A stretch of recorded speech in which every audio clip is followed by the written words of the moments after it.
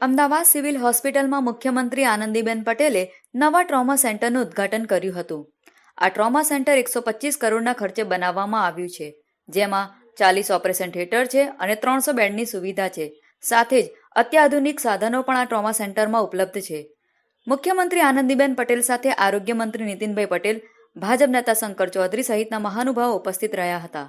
લાખો દર્દીઓ જ્યારે આપણી અમદાવાદની આ સિવિલ હોસ્પિટલની અંદર આવે અને બધાની સેવા બધા કરો છો અને એટલા માટે બધા અહીં આવે છે, એટલે એનો યશ હું માનું છું સરકારને નથી જતો, તમને બધાને જાય છે કે અમે તો તમને ઊભું કરી દીધું હોય છે કે ભાઈ ટ્રોમા સેન્ટર ઉપર પણ હેલિપેડ બને.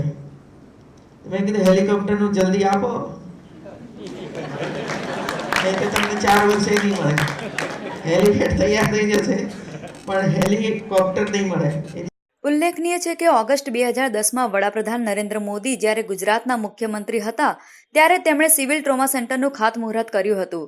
ત્યારે હવે આ ટ્રોમા સેન્ટર વિવિધ પ્રકારની સુવિધાઓ સાથે દર્દીઓ માટે તૈયાર છે. Bureau report, BNN, Ahmedabad.